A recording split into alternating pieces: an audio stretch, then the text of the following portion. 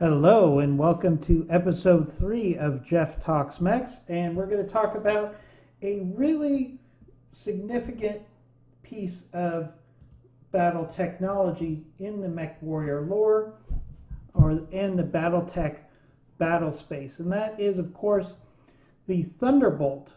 The Thunderbolt is a very potent, effective heavy mech that is used in a wide range of roles depending on the mechs that it is engaged with, the resources available for a particular faction, and it's extremely flexible because it has a wide range of weaponry.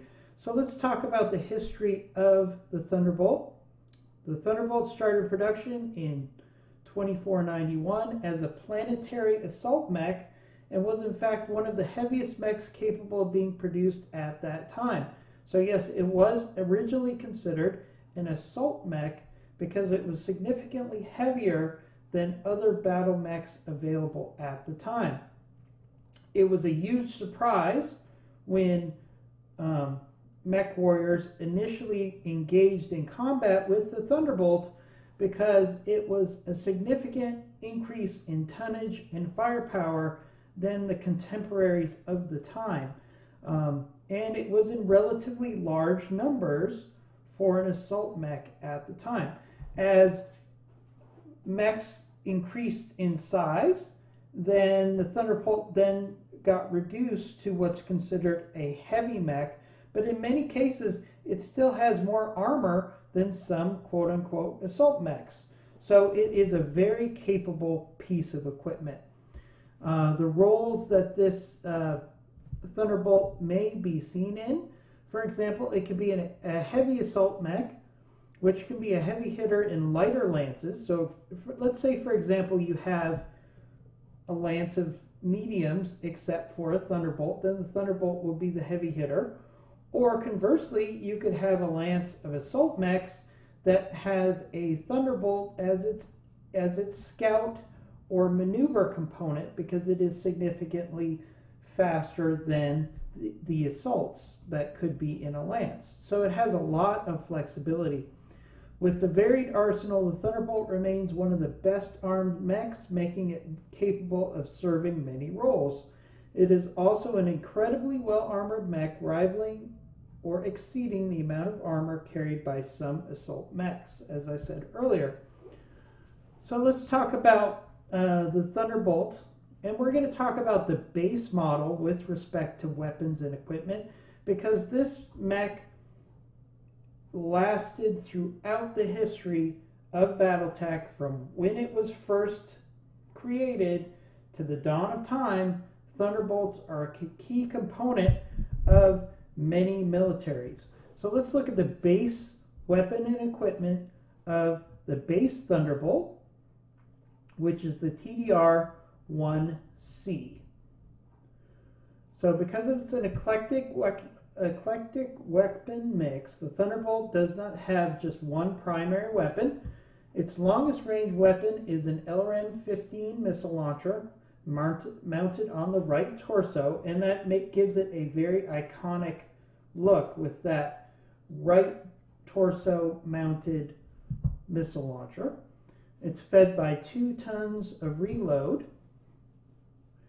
And then the next in its long-range arsenal is a Type 2 large laser. In later models, that's changed to a PPC model, an AC, or in some models, a Gauss rifle. But in the base model, a large laser is mounted in the right arm, which provides the Thunderbolt with a respectable medium to long-range firepower. As the ranges get close, the Thunderbolt is able to bring 3 or more, depending on the variant, medium lasers and SRMs into play. The medium lasers are mounted on the left torso, while the SRM launchers are mounted on the right. Finally, for anti-infantry work, and of course, you can also use it on mechs as well, there is 2 Volker 200 machine guns with 1 ton of ammo in the left arm. So as you can see, The base Thunderbolt has a wide range of weapons. The one downside of the Thunderbolt is its poor heat management, which is primarily the result of having a heavy energy build, whether it's a large PPC or large laser, and up to 4 medium lasers depending on the model. The Achilles heel of the Thunderbolt is its 15 heat sinks, which cannot cope from firing so many heat-intensive weapons. Thunderbolt pilots must take extra care to manage their heat levels lest they shut down or cause their ammo to cook off, and many would prefer to fight within bodies of water to better cool off their mechs. Indeed, some commanders will order their Thunderbolts into the water at the start of a battle so they can fire their weapons more rapidly than normal. So let's go over some additional general thoughts about the Thunderbolt. The original Thunderbolt was the first battle mech of Earthworks Incorporated, which went on to have multiple mechs as a staple of their production. So this Thunderbolt not only was a huge step forward in mechs, but it also really gave birth to Earthworks Incorporated as a significant player in the Battletech space. Earthworks Thunderbolt was very impressive. The Thunderbolt set records in time between prototype and production, despite starting from scratch. The Thunderbolt's formidable performance caught the attention of the Confederation's neighbors and made Earthworks a tremendous success. During the Succession Wars, this made House Steiner and House Merrick the largest user of Thunderbolts, although they were eager to sell this design to other successor states. Thunderbolt remained a traditional mech for both the Steiner and Merrick houses. The Tarturan Concordite was also a large user of the Thunderbolt in the periphery, and they went on to sell their excess Thunderbolts to mercenary bands. So that's how Thunderbolts got into the mercenary or secondary market, was through periphery powers that were using the Thunderbolt kind of as a second hand or purchasing them from the major houses. The 13 tons of armor protecting the Thunderbolt, although no longer the most carried on a mech, is still impressive given the fact that many current assault models sport less protection than this ancient design. So the 13.5 tons of fusion energy from the fusion engine powered the Thunderbolt and gives it a cruising speed of 48 miles per hour. So that was the base Thunderbolt.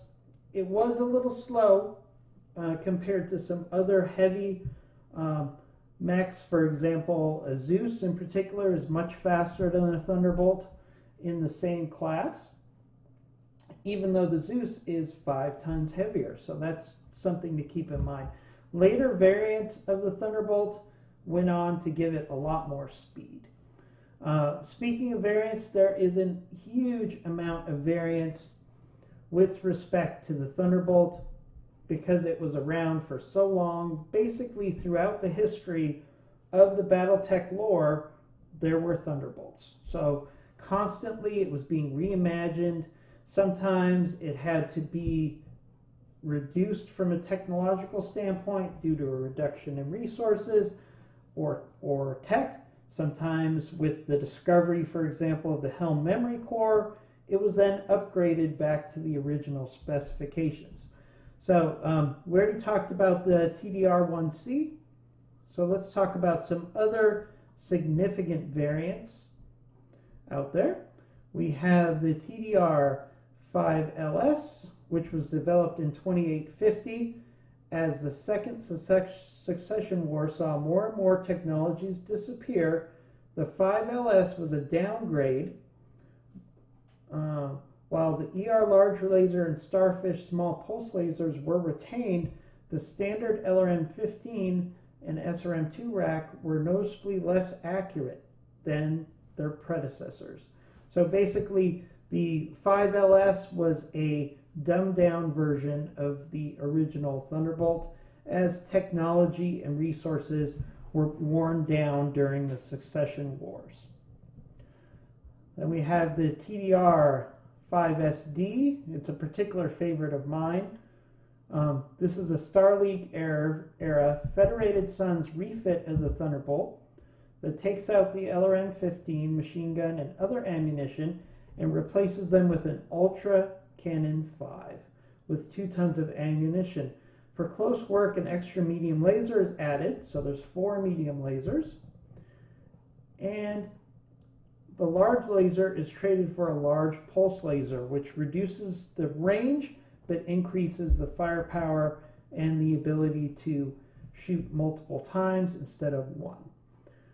Many of these variants survived the Star League era, and this is a very rare Thunderbolt, but it's a very powerful version with the combination of the Ultra AC5 and the large pulse laser. These were highly coveted, and eventually they virtually went extinct because you couldn't repair them with the current technology. Another favorite of mine is the TDR-5SS. The 5SS Thunderbolt was a Steiner variant introduced in 2930 that depended more on direct long-range fire instead of missiles. This mech carries a PPC as its primary weapon, replaces the LRM launcher with an SRM-6, and removes the SRM-2 to make room for flamers in the right torso. So this definitely was more of an energy build and incorporated the PPC in while losing the LRM capabilities. A very solid all-around mech. Not so crazy about the use of flamers on this one. So in, for example, Mech Warrior 5 or Mech Warrior Online, I would take those flamers out and put on some other weapons.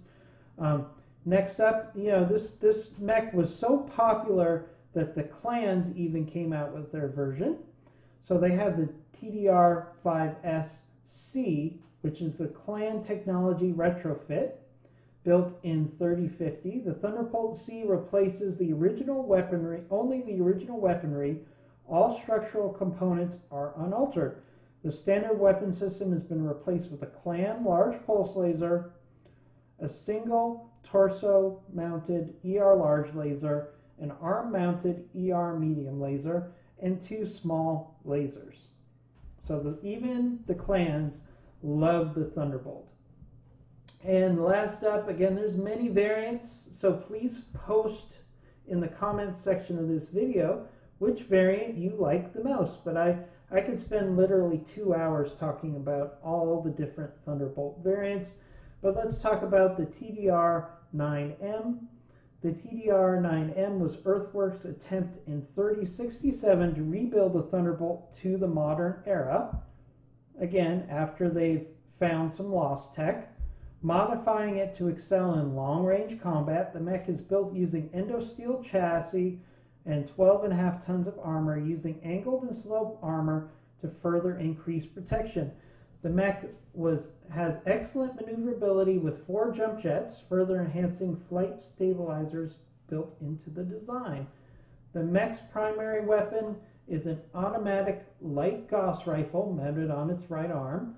This is supported for long-range combat with the LRM-15, so the LRM-15 was brought back into the fore in the right torso, and 3 medium lasers of the ER version in the left torso for close combat situations. 1 ton of Gauss rifle slugs and 2 tons of LRM reloads were protected by a case in the right torso. Finally, the cockpit itself was changed based on feedback from a number of Thunderbolt pilots who felt they were sitting out in front of the mech. The more open cockpit of the 9M was moved under the center torso, which also helped protect the pilot from flying shrapnel in the case the Gauss rifle exploded. So those are some variants.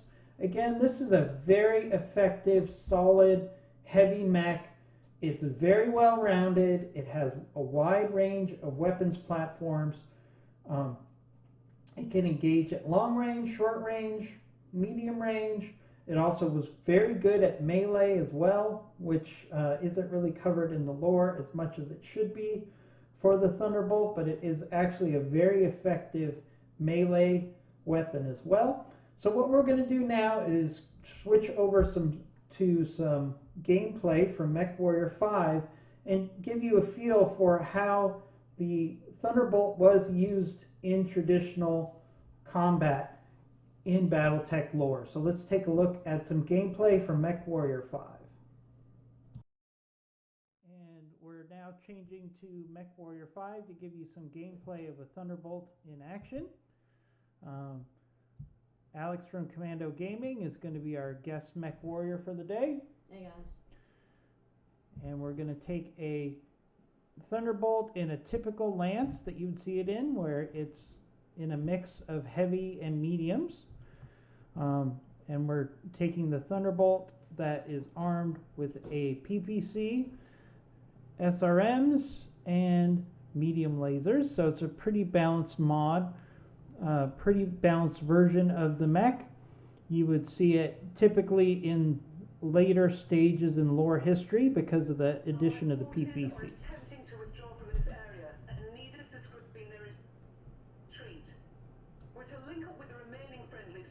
So this is a Warzone mission.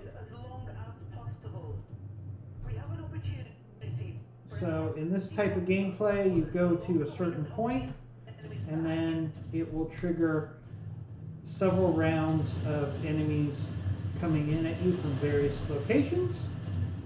And we'll see how the Thunderbolt can be used in different situations. So it looks like we're in an urban environment.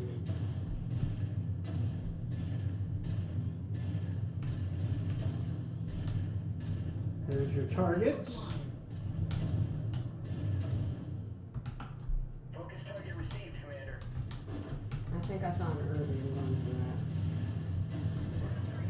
for that. As you can see, Alex is maneuvering into the city. There's a cicada. The cicada is going to be a little too mobile for him to try to turn and engage, so he's probably going to look for some other targets of opportunity. Oh, there's an Irby. He's using multiple weapons groups. He's got to watch his heat very carefully. That Irby's hitting him pretty hard with an AC-10, but the Thunderbolt does have a lot of armor to withstand that.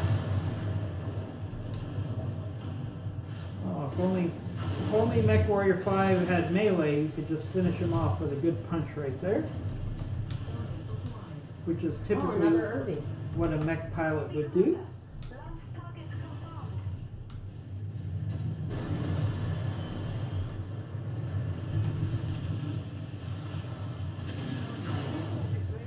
Nice kill there on the Irby. Another enemy lance is dropping down. Another cicada. As you can see, Alex can engage with multiple weapons at once, which is typically considered an alpha strike. However, he's got to watch his heat, because the Thunderbolt can generate a lot of heat. Yep.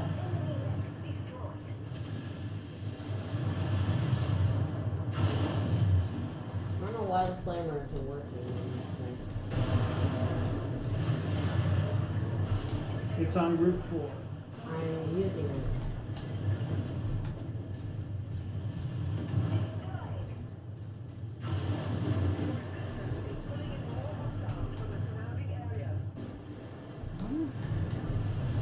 Here comes another wave.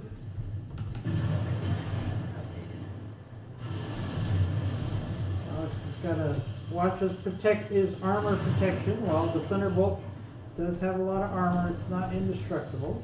So we're going to have to pace ourselves. Nice shot with the PPC there. Trying to get into the rear of the enemy mech. Very well done.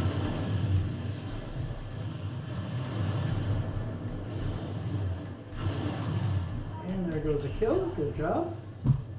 Additional bogies setting an intercept course on your Dropping on top of you.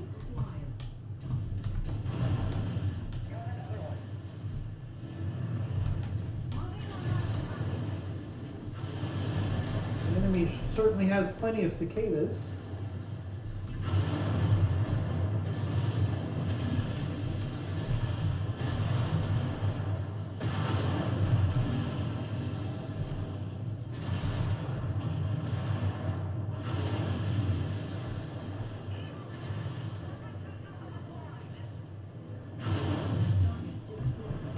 Alright, there's a good kill there, causing an ejection.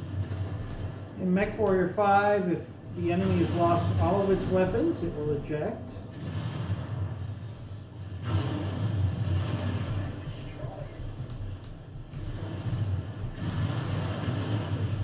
Another kill on a Jenner there. See how the heat is getting really high. So I'm going to power down really quick. That's a good strategy. The mech can always power down for a moment. Try to cool off. And as you can see, that really lowered the heat there. Got a hunchback. Watch out for those medium lasers. That's what I'm going for. He's going to try to engage that weapon sweep. The hunchback has its most powerful weapons all in one spot in its shoulder.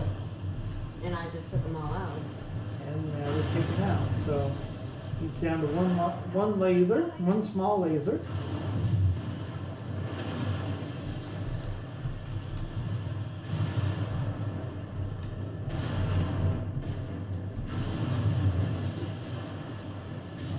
Alex is doing a good job of managing his heat. Inexperienced pilots can get into a lot of trouble with the Thunderbolt with too much heat. Alright, I was using the wrong button. Got a VTOL above you.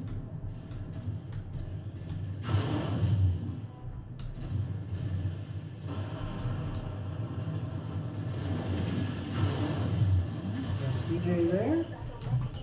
Good kill there. Another cicada. This opponent really must have got a bulk discount on cicadas.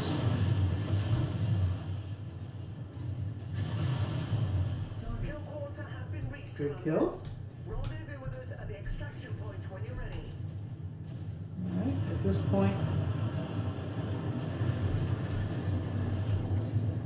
this point, in a regular game, Alex would have the option to stay until he wants to retreat, but given the fact that most of his lance has a fair amount of damage, and we're doing this just for gameplay, he's just going to head to the evac zone here. Tough shots with the PPC and the VTOL. That's one of the downsides with the Thunderbolt having a PPC is it gives up its large LRM. LRMs. Unless you want like an LRM5 instead of the SRM6. So that's kind of useless. It's good against helicopters. Alright, and that's some good gameplay. Let's take a quick look at the stats for that mission before we end this gameplay video. Alex, what are your thoughts on the Thunderbolt in general as a mech warrior? It runs pretty well, again, as you kept saying. The heat isn't as good as it could be. Could be a lot better. But it does have a lot of firepower and armor for its yes, it does. So- It has a lot of armor. that's As you saw, I only took a little bit of structural damage because I was getting cocky. you were just being an aggressive mech warrior. Everybody does that. So as you can see, Alex got the most damage, kills, mech kills, most damage dealt, Well, not the except most. for the Kentaro. But the Kentaro didn't survive the match, so That doesn't count. that doesn't count. So that's going to do this for this gameplay video. As you can see, the Thunderbolt is a very effective weapon, which is the reason why it was used by most of the houses of the Inner Sphere for hundreds and hundreds of years, and many, many different variants We'll see you soon with another Jeff Talks Mechs video.